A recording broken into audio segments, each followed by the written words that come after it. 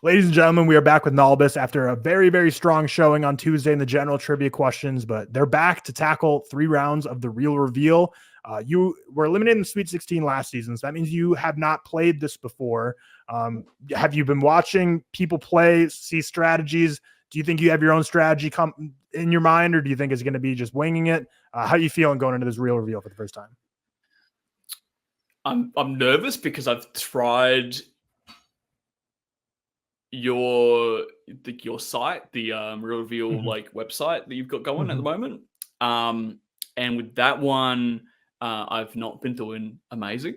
So, but watching Doug, and I watched Doug's episode. Watching Doug, I was like, okay, I think I like his strategy, so I'm probably going to steal a bit of where he's going with it.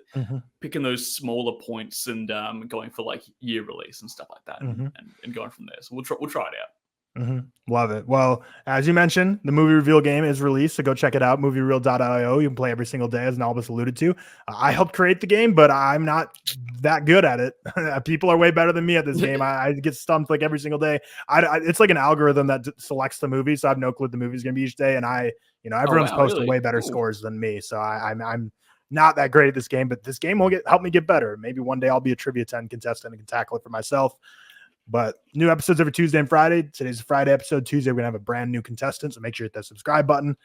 But let's get into this. Your first time tackling Real Reveal. You see the board here. You got director, the top 3 actors, release year, writer, cinematographer, genres, your Letterboxd score, the average Letterboxd, the number of the words in the title, duration, box office globally, Oscar noms, and the last date that you watched it. Where would you like to start today? Okay. So... yeah, I think I am going to go the release year. I'm not good with names and stuff, so I'll go with release year. Release year to start.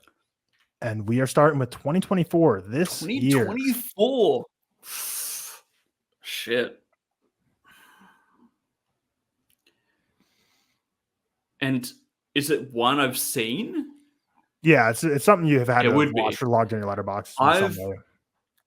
I've not seen many 2024 movies. So this kind of like narrows it down. Yeah. So I could probably go your last date watched and see if I can figure it out from there. Okay, going for that for 2 points. April 9th, 2024. April 9th. April 9th. Thought that would help, but it doesn't help. Okay.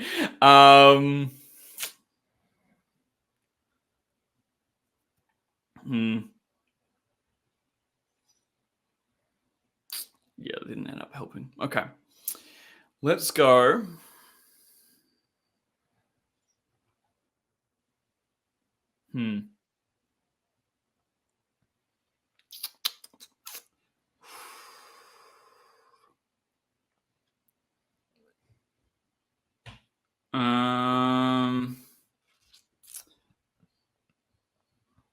Should I go genre or should I go number of words in the title? Because I think if I narrow it down from there, I could probably like with number of words in the title, I might be able to narrow it down based on just that. But maybe I can't guarantee that. That's my only thing. like if I might get an answer there, I might be like still stumped. At least with genre, I might actually be able to point to it and okay, no. Because I'm thinking like I feel like the only movies I've seen this year are really like action films, so I might not be able to actually like knock it down with the genre. I might still open up a bigger wound there. So Letterboxd score, not too sure either. I'll go number of words in the title. Number of words in the title for 4 points. That's 2 words. 2 words in this title from 2024 that you watched in April. I'm going to go Monkey Man. Locking that in? Yeah. Good job. Monkey Man is correct. Whee! Yeah. Yes. Okay. Cool. Yeah, 132 points is what you get on that round, which is a very, very great score based on what we've been seeing. Nice. A lot of people so far this season have been straying away from release year because it's at that 12 points. And then sometimes if you get something like for a lot of people and more in movie social media, stuff like 2021, 2022, 2023 are just going to have probably like 100 plus movies. And that just doesn't narrow it down much. But like 2024, you got lucky. That's a movie. That's a year that's going to narrow it down a lot because we're not even done with the year at this point. But 132 is what you get. Very strong opening. Going on to round 2 now. And we have a brand new board cleaned off. Where do you want to start this time? All right. I think I'll again start with release year. I'm happy to start with that one again. I think it's a good starting point for me. Yep. I like that. Release year 1975. 75. So this very gets a bit harder, but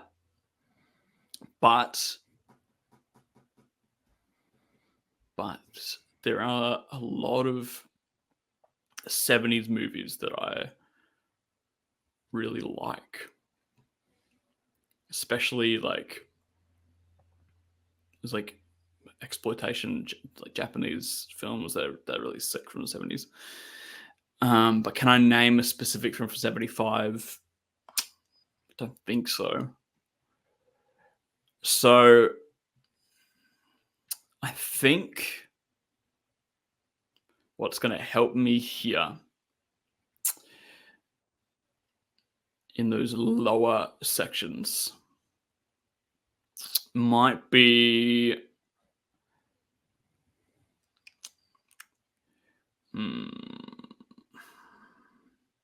I think it might be my Letterboxd score. I'll see if I like it or not. All right. Your Letterboxd score for 7 points is a 4-star review. Is a 4-star. Okay. A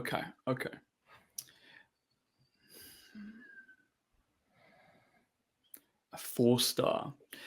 Now it's going to be a question as to whether this is like a random ass movie that I found from the 70s or if it's like an actually like well-known movie.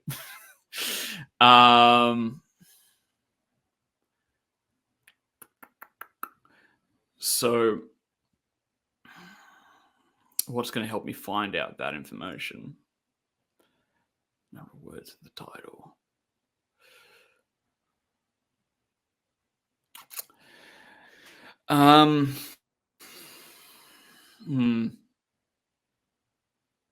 Take Lost Watch not going to work for me. Oscars, I wouldn't know. Okay. Let's go number of words in the title.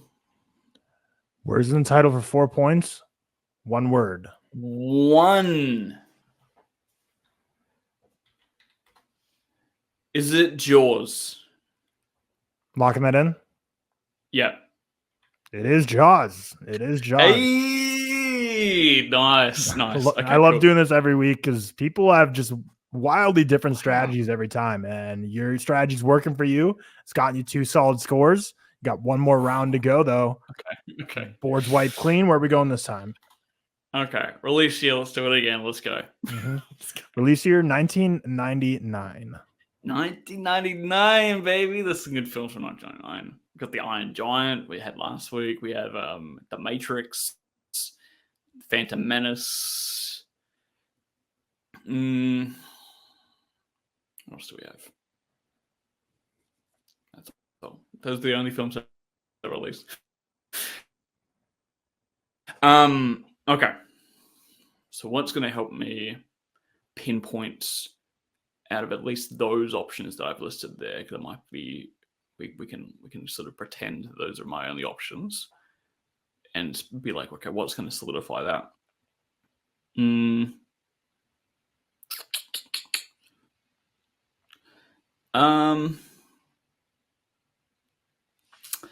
Let's go my Letterboxd score again for that one. You also rate this movie a 4-star. 4. Okay. 4. Okay.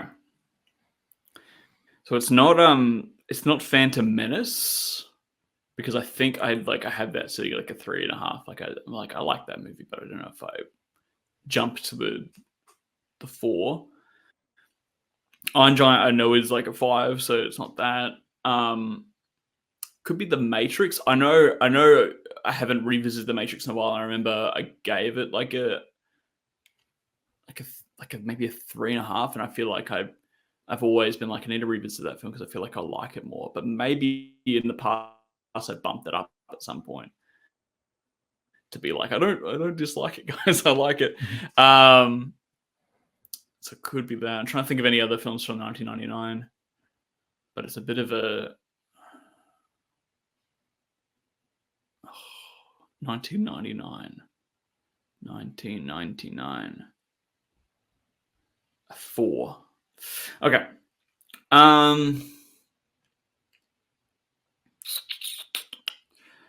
For me, I think I might just go the exact same method here and go number of words in the title and see if I can sort of concoct something out of it. Number of words in the title for 4 points. There's 3 words in this title. 3 words. 3 words. 3 words. So it's not The Matrix. That's not out. That's not that one. Okay. Well,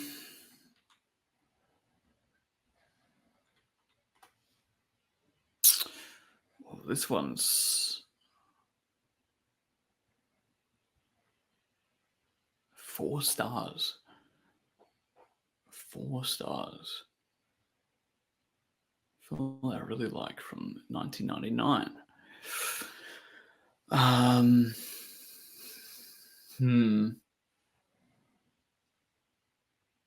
Might have to knock out another one. But what's gonna nail it for me? So not Your Last Day Was, so I won't remember. Oscar nominations up, no idea. And it could be 0, and then that won't help at all. Global box office, I won't know. Wait, I had one in my head just then. And I lost it. No, okay. Duration, probably not. Letterboxd average, no. So it might either be genre, or I might have to go for like the bigger choices there. But I don't know if genre is actually going to help or not, because I feel like I can't think of a film at all. Like I'm just kind of like blanking on 1999 releases. So I think even if I go genre, it's not going to like solidify it down. I might have to go for one of the bigger ones. It's a gamble. Yeah. Writer, cinematographer. I'm not good at remembering writers and cinematographers. So it might be a case of having to go for either director or like lead and just like take that. But I'm just trying to think, see if I can like put something together. 1999, rated a 4. A 4. 3 words in the title.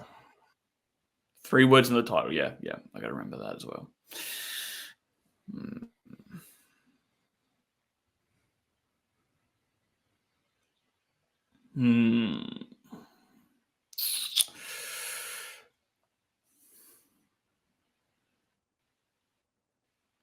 I might let's just do genre, just keep it low, and then if worse comes to worse, I'll just knock out some more points later. Taking the gamble, hoping the low points pay off with the genre. It's a drama romance. Yeah. Drama romance.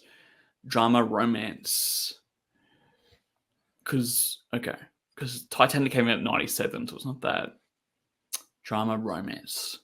Romance from 1999 that I like a lot.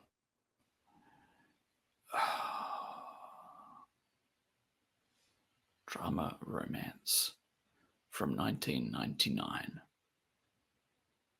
3 words.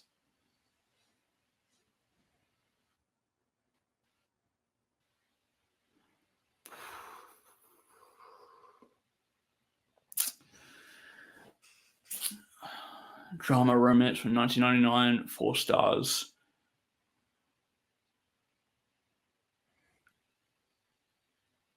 It's been a while since I've seen it, but and I don't know if it came out in 1999. But my brain has suddenly gone to The Virgin Suicides, but I don't know if that was a 1999 release. Just for some reason, it's got the 3 in the title, and I haven't seen it in a while. I think it's would be listed as a romance. I remember really liking it, but I don't know if it came in 1999. So, but it feels like it's a 1999 film. That kind of like to me is like something that could actually just be better than jumping to director or something. How many points do I get taken off for guessing? 5 points if you get the guess wrong. So, you're gambling. Do you take a shot at the 5 points and if you get it wrong, you lose 5 points? You still need another clue, or do you go for a bigger clue that costs much more than 5 points? Then if it was the 5-pointer, you'll be kicking yourself. It's a gamble. That's why this game's so interesting. Yeah. I don't know why that film jumps into my head, but to me, it would be a gamble to guess that film. But enough for me is lining up. It's just I don't know about the release yet, but it feels like that's. Yeah, can we go The Virgin Suicides? Well, Nalbis is a gambler, and the gamble pays off. The Virgin Suicide is the correct answer. What the fuck? Good work. Shit. That was a very smart gamble because it seemed like if you weren't going to guess there, it seemed like you were probably going director or something next. And, I was going to go director. For sure got it from Sofia Coppola, but that would have been a lot more points taken off. So great poll. Virgin Suicides is correct. 1999 drama is for sure the primary genre, and then technically there's romance in there, but I would just call it more of a drama. But I do think that romance kind of maybe helped. But 120 on that one. Just running around and it just came to me. I was like, could it be this? And I was like, I don't know what year it came out, but for some reason it was just sticking there. And I was like, that could be it. Yeah. Shit. Okay, the 3 words in the title. That your strategy, you love the words in the title, and it seemed like it paid off well for you each round. So your final score for this puts you at 379 points, which puts you in 4th for this, but that's more because the other 3 just got such crazy high scores that I was very impressed every single time that they were able to pull that off. Yeah, everyone's that's but you're neck and neck. You're right behind Owen in the 4th slot there. So it'll be really up to like the 5 and 6 is going to really be what's going to like the next 2 contestants will really determine the playoffs, because at this point you got 65 in the first one, 379 the second one. And the way I do this, which is kind of confusing to explain to people listening, but try and follow my thought process, viewers at home, it's the average ranking. So for example, in this, you got 4th place in this, but you got 2nd place in the other. So average rank would be 3 because 2 + 4 divided by 2, 3rd place. Okay. But then when you look at Doug, he got 4th place in this, or in the first trivia, 2nd place on the day Friday. So that means he's also 3rd place. He's 4th and 2nd. And then Owen got 3rd and 3rd. So he's also average 3rd. So George is sitting alone at the 1st place in both Tuesday and Friday episodes. You 3 are all technically tied for 3rd. But what gets interesting here is that gap of between 379 and 386 between you and Owen. If someone can slide in between you 2, that'll shift things around. But we have 2 people left. It'll be very interesting to see where this plays out because this is a very tight season. I would say the person who should probably be sweating the most would be Doug, because he did great and got 2nd place on the Friday episode, but that Monday score or Tuesday score looks like it might be trouble because everyone's doing so well. But I still think you had a great score today, and the fact of the matter is this season is packed with people who are just crushing the real reveal. But right now it'll put you tied in the 2nd, 3rd, or 4th place. You, Owen, and Doug are all tied in there, and the next 2 people, wherever they land, are going to end up creating tiebreakers and figuring out where the 4 fall. But very tight race between you 3. It'll be very interesting to see how it shakes out and who ends up making the playoffs. But how do you feel about the real reveal game? As your first time trying it, how do you feel about it? That was fun. I'm surprised. Doug's tactic really works because I found that what I used to do when I would try it out, and when I was playing along last season when I was watching the other guests on the show, was I was also like, thinking like a director and writer and stuff like that. And my brain was like, well, I don't know these names. I can't put these names to certain projects. For some reason, I'm not good at it.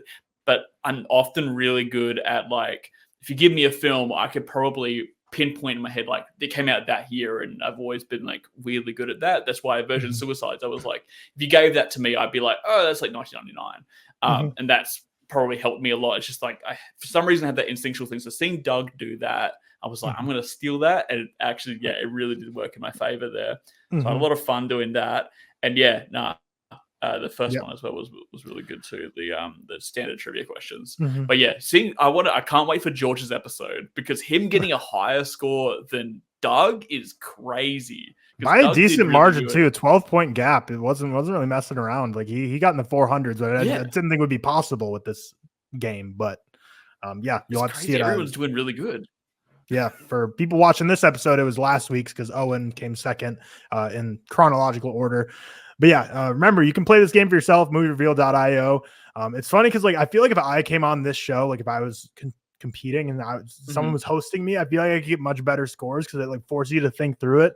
Whereas when you're playing on your phone, it's just so tempting to be like, give me the next clue, whatever, who cares? It's not, it's fun to get a high percentile, but you're not like playing for a playoff or anything. So I feel like my mind is weak. I was just give up too early. I'm like, give me the next clue. Whereas if I was on this, I'd probably think about it a little harder. But you can play for yourself, moviereveal.io. New episodes every Tuesday and Friday, as this quad 1 of the season 3 it's scorching hot right now. It's neck and neck. We had 2 people left in the squadron. I have no clue how this is going to shake out. Only thing we know for sure is George has punched his ticket to the playoffs, but everyone else is still completely up in the air for if they're making it or not. Will we see Nalbis back again? Hopefully, for all the Nalbis root fans out there, hopefully we're going to see them back. But comment down below what you thought of the episode. Leave a like, and we will see you next time. Peace.